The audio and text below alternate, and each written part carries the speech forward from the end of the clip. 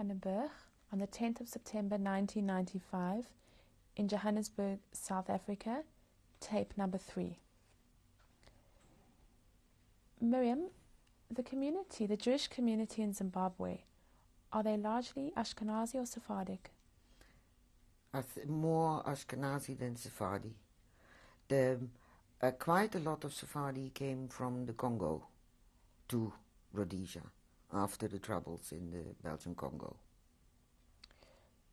Did you find it difficult trying to integrate yourself into an Ashkenazi community? We didn't. We were members of the Sephardi, but we found them in general very different to our own background.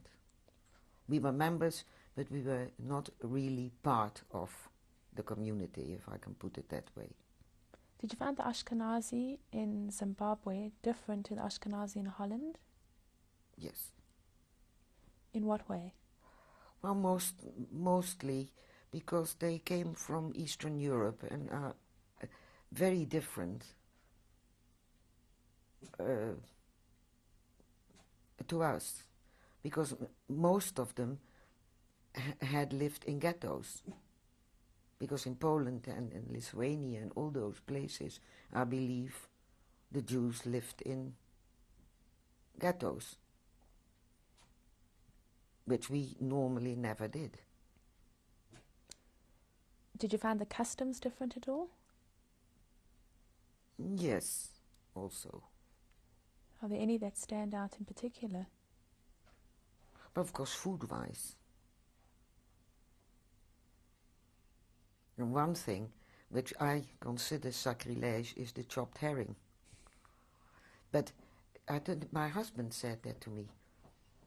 He worked out why they made chopped herring, because the herring came from Holland. And in those days they had no real refrigeration and by the time that the herring had got to those countries, they didn't smell so nice anymore. That's why they chopped them up with onion. What did you do while you were living in Zimbabwe? In Umtali, I was just a housewife. In then Salisbury, when my youngest son was still small, I didn't work. When they started to go to school, I helped out in an office. Then I became a private secretary. Then I did market research. And then for 17 years, I worked for Dutch radio. I became a radio journalist. How long did you live in Zimbabwe for? We came in 48, and we came to South Africa in 86, August. Why did you leave Zimbabwe? Medical reasons, mainly. And you came to, why South Africa? My daughter married a Zimbabwean and came to live here, and my husband had fantastic medical treatment here. He had an emergency 5 bypass op. So we felt, especially for medical reasons, and to be near our daughter, we came to South Africa. What work did you do in South Africa? Nothing. My daughter, in the end, was ill for years, and I looked after my daughter. And I'm very grateful that I could do that. How did you find the Jewish community in South Africa? Fine. Yeah, again, there were quite a few. My husband was Ashkenazi by birth, but became a naturalized Sephardi because of me. And here we also became members of the Sephardi congregation. And there are quite a number who also came from Harare, who now live here. Do you have any idea how large the Sephardic community is in South Africa? I don't know in Cape Town, but I think here it's about 100 families. Did you ever pick up any negative feelings towards Holocaust survivors from Jews living in South Africa? No.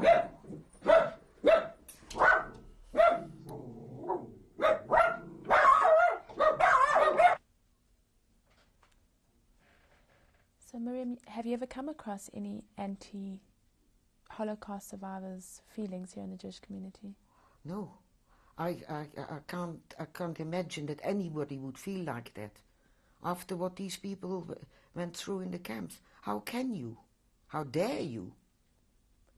Did you ever come across any anti-Semitism here in South Africa? No.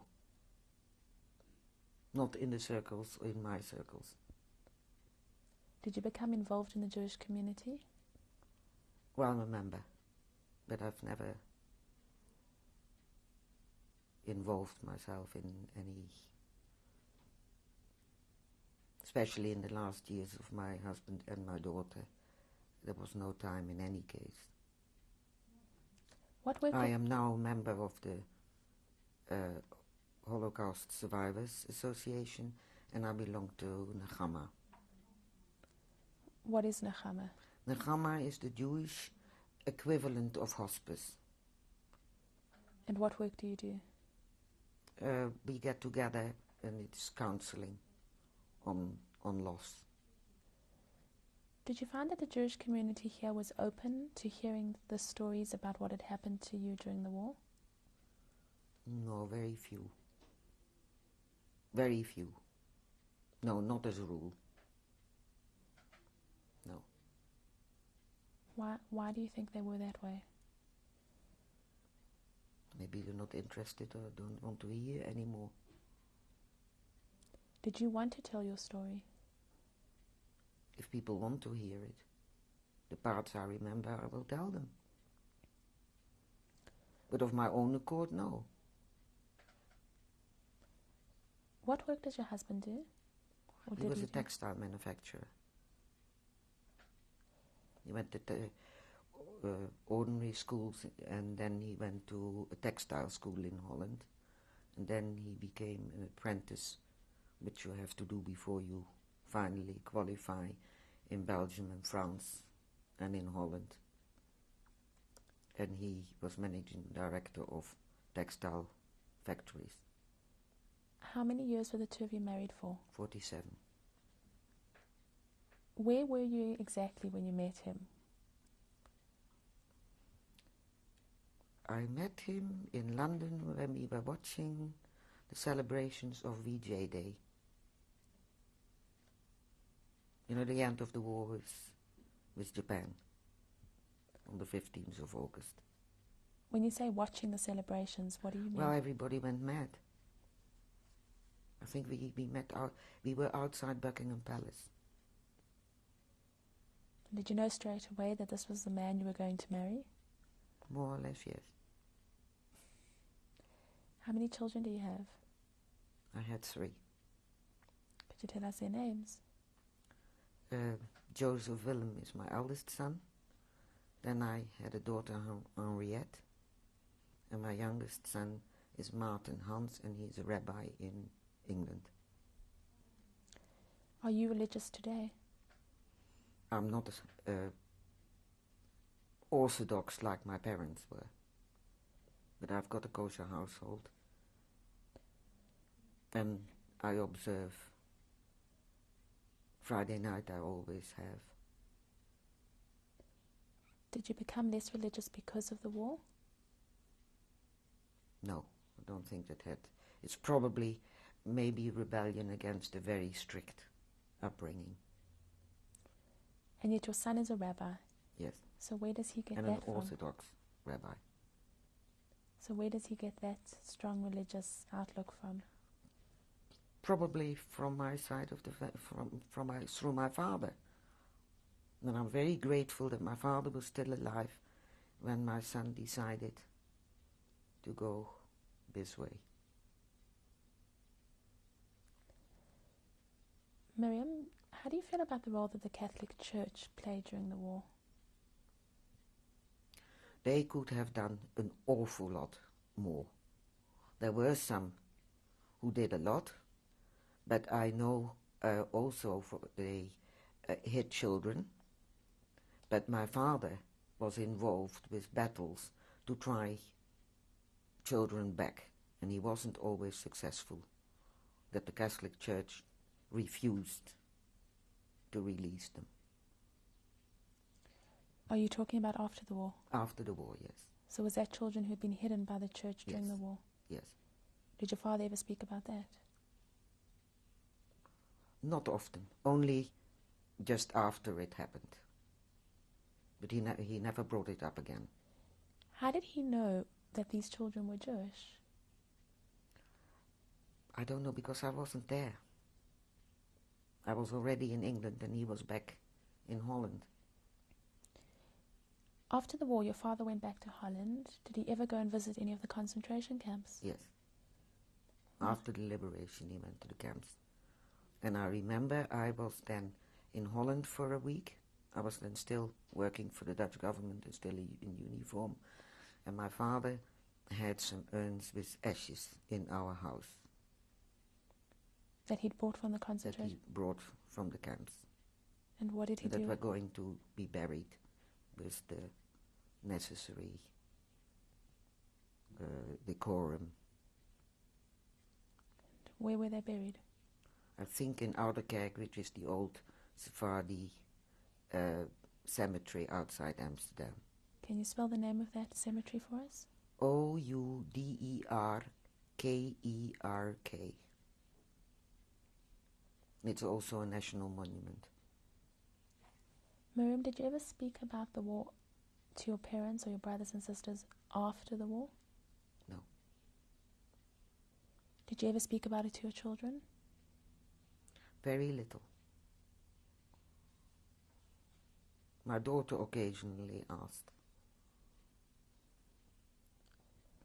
Do you regret? But very little. Why do you think you never spoke about it with your parents and your brothers and sisters?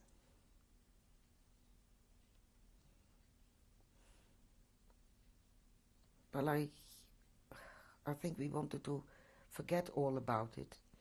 We consider ourselves very lucky to have survived the way we did.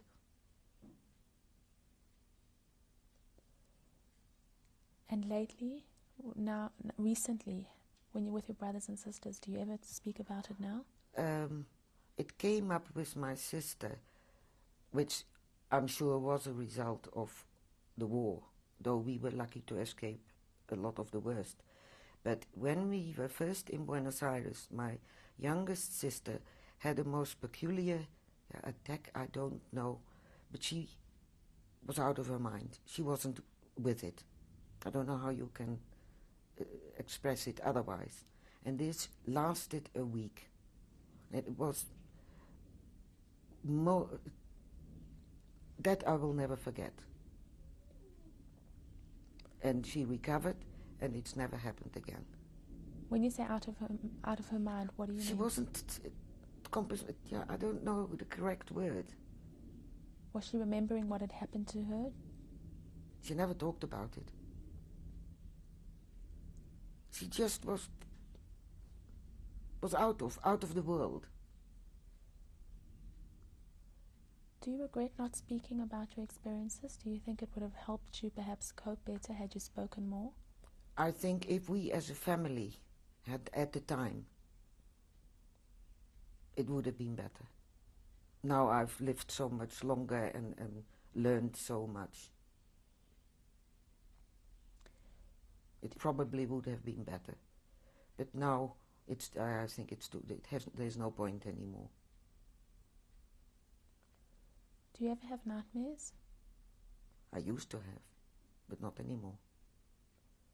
And would you remember those nightmares when you woke up? I think so. Sometimes, yes. I know that it was horrible. I probably wouldn't remember the details. But yes, we had nightmares. Can you remember any of those nightmares now? No. Mirjam, do you ever have days when you feel very sad and very down? Yes. I've gone through a lot of stress and strain in the last years. I lost my husband and my daughter within 1 year, or just over 1 year.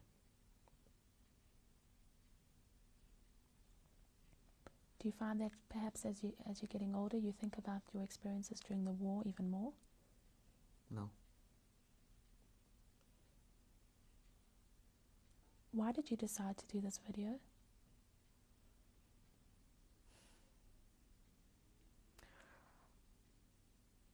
Maybe to let people know that there were also quite a number of people who helped. Because so many of the bad ones get the blame and get talked about. But there were a lot of people, not a lot in Germany, but there were also, even in Germany, non-Jews who helped the Jews at the cost of their own life. What do you think it is that makes a person, let's say a non-Jewish person, help a Jew, whereas another one won't? Where do you think that comes from? I'm not a psychologist.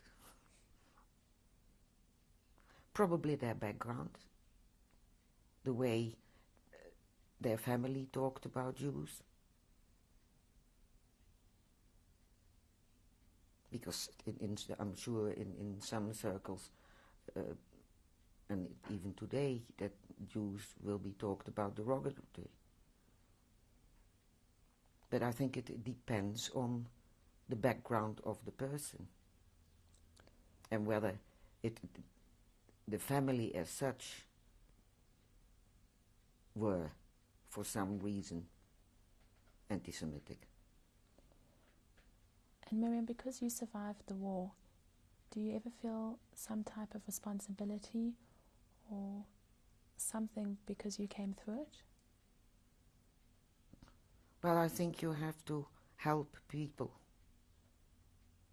who need help. Because we were lucky we survived. So if you can help people, yes. Especially with who still suffer from war syndromes. Mirjam, thank you very much.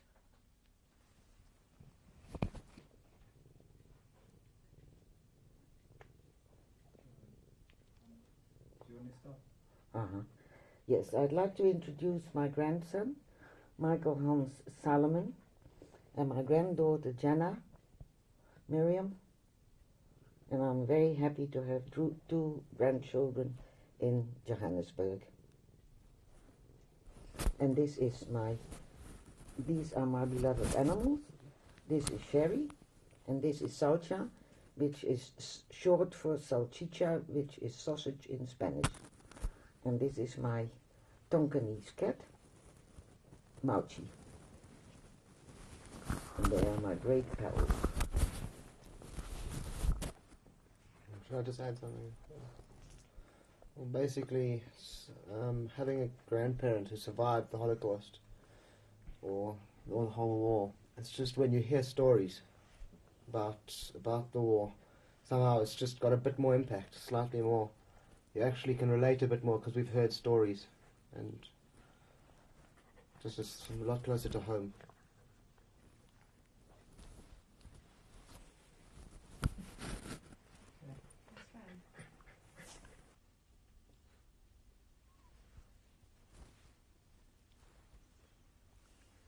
Mirjam, when was this photo taken? Before the war. And what is This it? is where we used to live, and this is the house where my mother found the German uniform in the attic. What was your exact address? Albertusperkstraat 28. Can you spell the name of that street?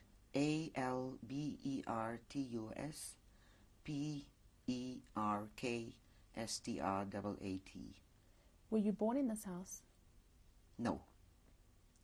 Did it have a garden? Yes, quite a big one for Dutch ideas. And you lived in this house until you were moved? Yes, until we were kicked out.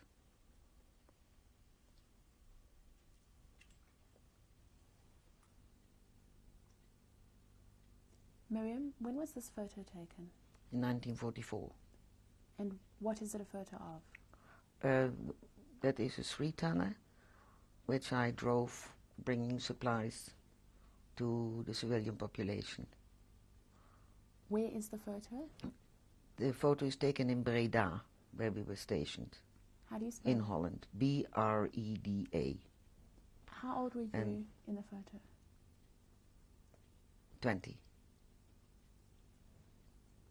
And having had your driver's license, was it? I making- got it in England, first as civil, and then in a car, then in a lorry, ordinary lorry, and then I did my military driver's test.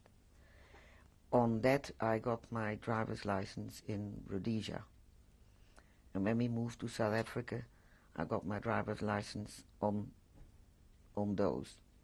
And in my book of life, I'm allowed to drive buses, lorries, combined harvesters, and so on. But an ordinary car isn't mentioned. So when I got the book of life, my daughter said to me, "You're not allowed to drive an ordinary car." So we phoned the office. They first were a bit doubtful, and then they said, "If you are allowed to drive those big things, then definitely you are allowed to drive an ordinary car."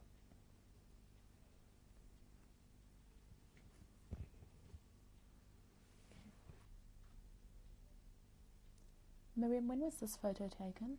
Also in 1944, before we became part of the 8th Army, as we were going to the continent to work, and then we got khaki uniforms. Where was this photo taken? This was taken in London, And how old were you at the time? 20. Why would the photo have been taken? Either I had it taken for my parents, I think. Or maybe it was for their, that I'm not sure anymore.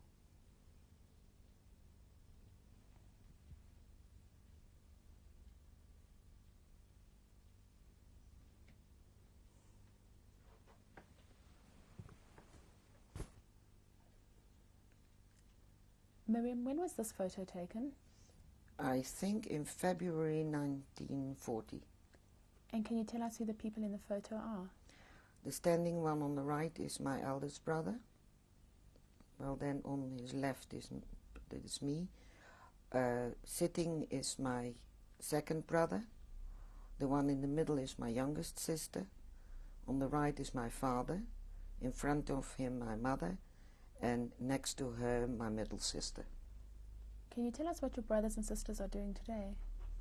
My eldest brother lives in Holland and is retired.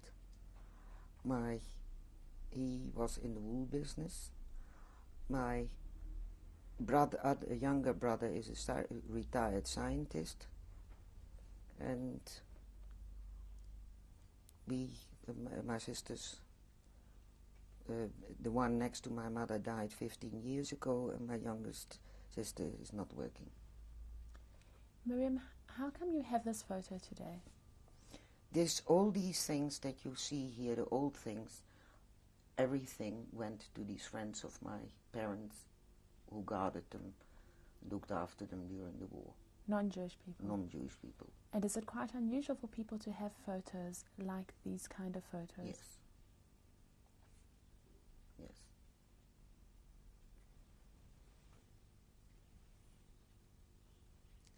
Mirjam, what is this? This is an identity card, which was issued, I think, in 40, otherwise 41. And when you were Jewish, you got the J on it. Who issued the cards? The town office. It was issued in my hometown. And did you have to carry it around with you all the time? I think we did. Was it issued?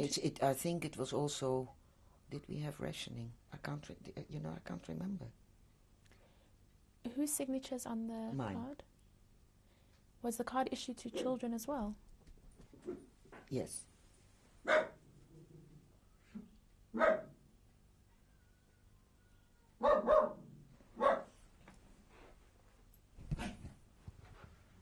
You know, Opa got a knighthood, but you don't call it a knighthood in Dutch. You don't call yourself sir. Sorry. Mirjam, when was this photo taken? Also in 44. Who is it that we see in the photo? The middle one is my father. The one on his right, my younger brother who had joined the Dutch forces. And myself on the left. Where was this photo taken? I think in Holland. And why would the photo have been taken? Well, we wanted to show the members of the family who were in the services. And I think you mentioned my father looked like General Smuts. I can tell you a funny story about that. He was still in England. It was before the invasion. And he would go around camps to visit Jewish soldiers. And he arrived at one camp, and the camp was got into an uproar because they thought General Smuts had arrived, and it was my father.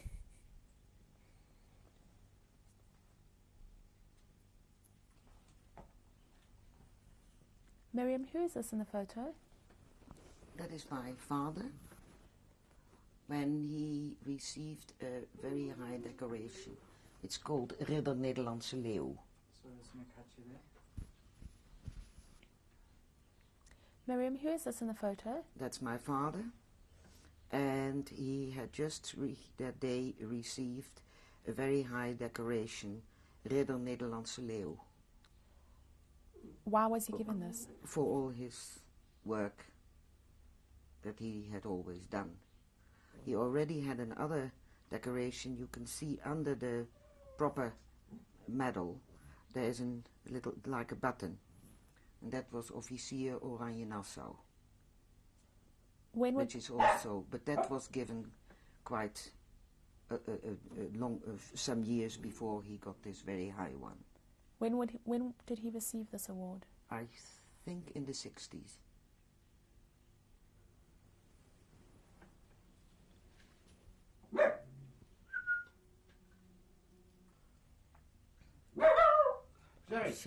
Just let her out.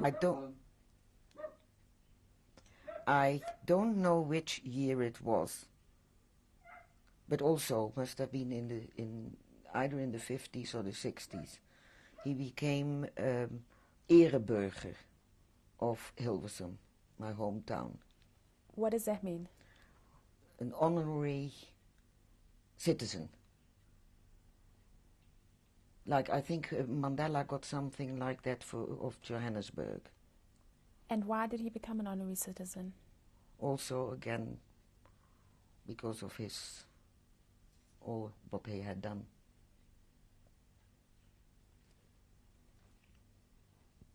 He was a well-known man. He was small in stature, but he was a very big man.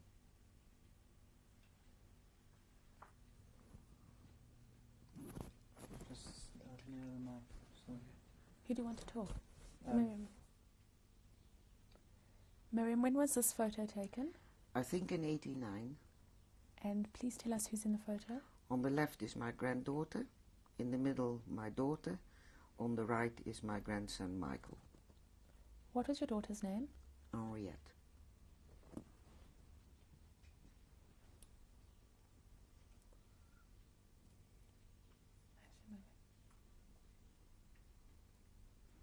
Mirjam, when was this photo taken? I think in November 91.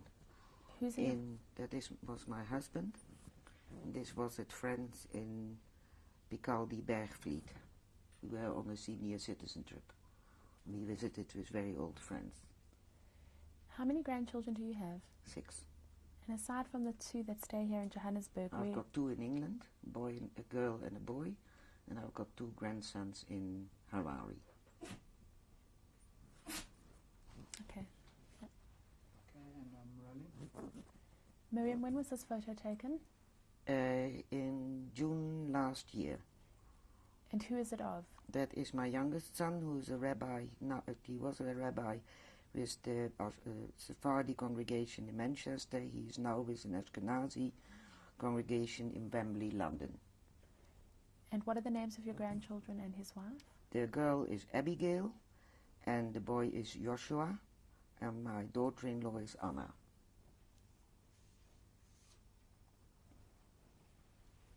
Are these other ones? Mirjam, when was this photo taken? About 4 or 5 years ago. And who is in the photo? That is my eldest son with his 2 sons. And what are his sons' Jeremy names? and Ronnie. And where was this photo taken? I think in the Cape. But they stayed together. They went on holiday. No, they live in Harare, Zimbabwe.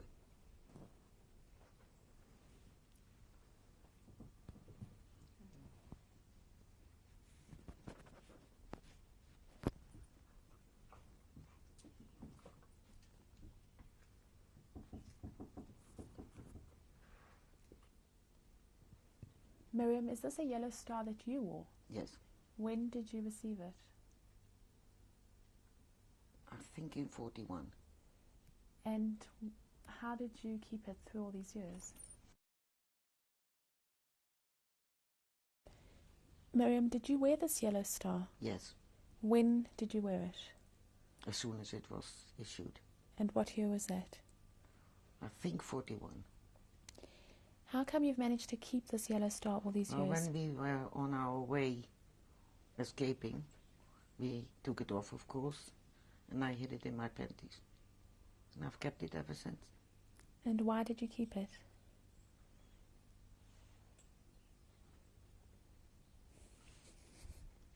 I don't know. Have always kept it. And I'm glad, and I've shown it to people here because they had no idea. Do you see it today as a source of pride or a source of shame? No pride. Definitely not shame. And yet you were caused to wear it because Yes. of shame? No, but none of us felt it is shame. Well, that it happened and that we were, the thing, but personally, no. We wore it with pride.